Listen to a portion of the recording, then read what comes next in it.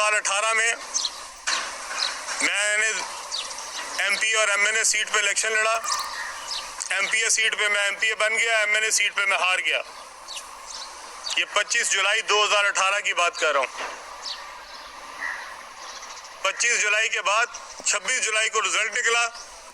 28 जुलाई को मुझे नैब से पहला नोटिस वसूल हो गया। 31 जुलाई को मुझे दूसरा नोटिस आ गया। 3 जुलाई को मुझे तीसरा नोटिस आ गया। 7 जुलाई को मुझे चौथा नोटिस आ गया। ऐसा कौन सा मैंने कारनामा कर दिया था 25 जुलाई एमपीए बनने के बाद कि आपने मुझे 10 दिनों के अंदर 4 दफा नैब के दफ्तर बुलाया। मैं तो 2007 से लेके 2018 तक कुछ भी नहीं था। मैं तो ना काउंसलर था, ना नाजिम था, ना एमपीए था, ना वजीर था। तो मेरी कौन सी ऐसी गलती थी जो कि आपको मेरे एमपीए बनने के बाद एकदम याद आई कि मुझे अगले 15 दिन में आपने 4 बार दफ्तर बुलाया नैब के। खान साहब, मैं समझना चाहता हूं, आप दूसरों को तमगे दे रहे हैं गद्दारी के। मैं आपसे पूछ रहा हूं, अगर आपने बुजदार को बनाना था, मुझे नैब के पास भिजवाने की क्या जरूरत थी? आप मुझे अपने पास बुलाते और कहते अलीम खान मैं आपको नहीं लगाना चाहता। और ये जितने तरीके इंसाफ के कारकुनान है, जरा मुझे इसका जवाब दें। मुझे 4 बार नैब में क्यों बुलाया गया, जबकि मैंने 26 जुलाई से पहले तो कभी नैब का दफ्तर भी नहीं देखा था। मुझे कभी कोई आज तक नोटिस ही नहीं आया था, मुझे कोई लेटर भी नहीं आया था। और फिर जब मैं आखिरी बार डीजी के कमरे में बैठा था तो वहां पे साथ टीवी लगा था। डीजी साहब सामने बैठे थे, मैं इधर बैठा था और इधर एक टीवी लगा था दीवार पे और उसके ऊपर आ रहा था उस्मान बुजदार को वजीर आला नामजद कर दिया गया। ये चौथी दफा जब मैं नैब के दफ्तर गया तब की बात बता रहा हूं। तो मैंने डीजी साहब जो सामने बैठे थे, मैंने उनको कहा कि जनाबे वाला अब तो मेरी जान छोड़ दे, अब तो जिसने सीएम बनना था बन गया। ये हकायक अवाम सुने। ये जो लिबादे उड़े हुए हैं सच्चाई के नए पाकिस्तान बनाने के, मैं सारे खोलूंगा, सब बताऊंगा असल क्या है। 4 बार मुझे दफ्तर बुलाया जाता है और आखिरी बार दफ्तर में जब वो पढ़ता है तो डीजी साहब भी हंसने लगे आगे से। तो मैंने उनको कहा आप मुझे जाने दें, अब ना आपको मुझे बुलाने की जरूरत है ना मुझे आने की जरूरत है। उसके बाद 6 महीने मुझे कोई लेटर नहीं आया, दोबारा कोई पेशी नहीं हुई। 6 महीने बाद फिर उस्मान बुजदार साहब के लिए आ गया कि उनको तब्दील किया जा रहा है। जैसे ही टीवी पे खबर टिकर चलता था मुझे नोटिस आ गया, मुझे फिर बुला लिया गया। मैं नैब के दफ्तर पहुंचा फरवरी में, उन्होंने मुझे वहीं बिठा लिया। 100 दिन उसके बाद मैं जेल में रहा। मैं इमरान खान साहब से पूछना चाहता हूं, खान साहब वो करप्शन जो मैंने 6 महीने में की थी वो आप कौम के सामने लेके आए, जिसकी बुनियाद पे मुझे जेल में डाला गया। अगर मेरे खिलाफ इतने सबूत थे तो आज तक रेफरेंस क्यों नहीं बना? क्यों मैं इन्वेस्टिगेशन में जेल के अंदर चला गया और 100 दिन जेल में बाहर निकला तब भी आज तक इन्वेस्टिगेशन है? तो क्यों रेफरेंस नहीं बना मेरे खिलाफ?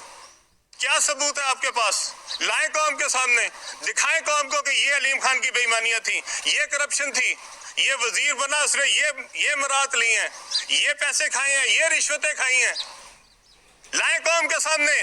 खान साहब अगर आप सच्चे हैं आए मेरे सामने, बैठे मेरे साथ, करें कौम का मुकाबला। मैं भी आपके साथ बैठता हूं और मैं आपको वादा करता हूं कौम के सामने, अगर मैं झूठा हुआ मैं कौम के सामने जाके अपने आप को गोली मारूंगा। नहीं तो इमरान खान हिम्मत करे, इमरान खान बाहर निकलो, आओ मेरे सामने, करो मेरे सामने मुकाबला। बात करते हो तुम नए पाकिस्तान की, ये जो बुजदार तुमने यहाँ लगाया था, क्या मैंने यहाँ पे लोगों नहीं बताया कि बुजदार यहाँ क्या कर रहा है? यहाँ 3-3 करोड़ रुपए में डीसी लगते थे। मैं आपके पास गया हूँ जाके, खान साहब मैंने आपको बताई है ये बातें। यहाँ पे कमिश्नर लगाने का अलग रेट है, एसपी लगाने का अलग रेट है, कोई तबादला नहीं होता जबकि सीएम सेक्रेटेरिएट में पैसे ना दिए जाएं। क्या आपको ये सारी बातें नहीं पता? क्या आपको एजेंसियां ये रिपोर्टें नहीं दे रही थी? फर्क का क्या किरदार था यहाँ पे? कहाँ पैसे जाते थे? क्यों नहीं बताते कौम को? क्यों धोखा दे रहे हैं? क्या आपको ये सारी बातें नहीं पता थी? और आप हमें समझाते हैं नया पाकिस्तान। आज आपने परवेज इलाही को 183 मेंबरान है पीटीआई के पंजाब असेंबली में, 183 मेंबरान में से आपको कोई एक अपना साथी नजर नहीं आया, कोई एक कारकुन नजर नहीं आया, कोई एक शख्स इस काबिल नजर नहीं आया कि वो आप उसको कहे कि ये पीटीआई है और ये हमारा कायद होगा। आपने परवेज इलाही से सिर्फ 5 वोट एमएनए के लेने के लिए, वो परवेज इलाही जिसको कहते थे आप पंजाब का सबसे बड़ा डाकू है, वो परवेज इलाही, ये आपका नया पाकिस्तान, ये नए पाकिस्तान में आपने बुनियाद रखी, ये आप कौम को दिखा रहे हैं। सबसे बड़ा डाकू किसने कहा है? मैंने नहीं कहा कभी परवेज इलाही को सबसे बड़ा डाकू पंजाब का, ये जनाब ने कहा है। और आप जिसको पंजाब का सबसे बड़ा डाकू कहते थे, आज आप उसकी जमात के सारे 183 वोट उसको डालना चाह रहे हैं और हमें कह रहे हैं कि हम गद्दार हैं, हम गद्दार हैं। परवेज इलाही को वोट डालना, हम गद्दार हैं। परवेज इलाही साहब को अगर वोट डालना था, खान साहब ये 26 साल की जो मूवमेंट है इसकी जरूरत क्या थी? परवेज इलाही साहब तो पिछले 40 साल से हुकूमतें कर रहे हैं, उन्हीं के साथ मिल जाना था। आखिर में अगर परवेज इलाही के 5 वोटों के लिए सब किया, और उसमें से मैं सलाम पेश करता चौधरी शुजात हुसैन को, उसका बेटा जो एक मुहब्बे वतन बाप का और एक सच्चे बाप का बेटा है, उसने जाके अपोजिशन के साथ खड़ा हुआ, उसको भी कहे गद्दार।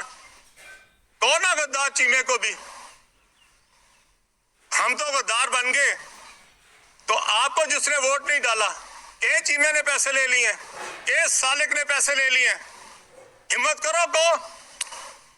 आज जो आपने यहाँ पे बाजार लगाया हुआ मोनोसलाई ने, जिसमें 5-5, 6-6 करोड़ रुपए की बोलियां दी जा रही हैं, मैं चैलेंज करता हूँ यहाँ पे कम से कम 50 बंदे ऐसे हैं जिनको वहां पे ऑफर आई हैं, और वो जो वहां पे कर रहे हैं, आप कह रहे हैं लोगों ने बिकना है। अलीम खान पे लगाओ इल्जाम के इससे पैसे ले लिए, कोई लगाए तो सही। कितना अफसोस की बात है कि आपके साथ जब आप गालियां देते थे परवेज इलाही को, तो वो पाकिस्तान का सबसे बड़ा डाकू था, और आज आपके साथ मिल गया तो वो नए पाकिस्तान की बुनियाद रख रहा पंजाब में। अब नया पाकिस्तान जो है वो परवेज इलाही साहब बनाएंगे। अफसोस होता है मुझे आपके ऊपर, और अफसोस होता है उन लोगों के ऊपर जिनको कोई असलियत का, हकीकत का पता ही नहीं है। दिल दुखता है। हम भी इस जज्बे के तहत इस पीटीआई में आए थे। मैंने 2010 से लेकर 2018 का बड़ा मुश्किल वक्त निकाला है, खड़ा रहा हूं, पीटीआई के साथ एक एक दिन गुजारा किया है। यहाँ पे सबसे ज्यादा अगर किसी को टारगेट बनाया गया तो वो अलीम खान था पंजाब में। मैं एक दिन भी पीछे नहीं हटा। आज आप कहते हैं परवेज इलाही को वोट नहीं डाल रहा, ये गद्दार हो गया। ये परवेज इलाही के मैंने आपको मिन्नतें करके कहा था कि परवेज इलाही के साथ वहां पे सीट एडजस्टमेंट कर दें, अगर पीटीआई ने वहां पे गुजरात में सीटें जीतनी। मैं था जिसने कहा था आप सीट एडजस्टमेंट करें। खान साहब आप तो उस दिन मुझे जो बातें कहते थे, या बताऊं कौम को परवेज इलाही के बारे में क्या कहते थे, कैसे बदलते हैं। यही तो वो फर्क था जिसके लिए हम पीटीआई में आए थे। और अगर 5 सीटों के लिए समझौते करने थे तो इतनी बड़ी तहरीक चलाने की जरूरत क्या थी? 5 सीटें थी उनके पास, उसमें से भी 2 लोग आपको वोट नहीं डाल रहे, तो 3 वोटों के लिए आपने ये सब कुछ किया। आज आपके पास अक्सरियत नहीं, आप कहते हैं इंटरनेशनल साजिश हो गई। आज आप मेरी तस्वीर लगा लगा कहते हैं ये अमेरिकन एम्बेसडर को मिल रहा है। खान साहब, मैं अमेरिकन एम्बेसडर को आपके घर मिला था आपके साथ, तो क्या कहूँ, आज आप भी गद्दार थे, अमेरिकन एम्बेसडर को मिले। और मैं तो कोरिया के सफीर को भी मिलता हूँ, मैं तो ऑस्ट्रेलियन सफीर को भी मिला हूँ, मैं तो जो सऊदी सफीर है उसको भी मिलता हूँ, मैं यूएई के सफीर को भी मिलता हूँ। तो क्या ये गद्दार है सारे?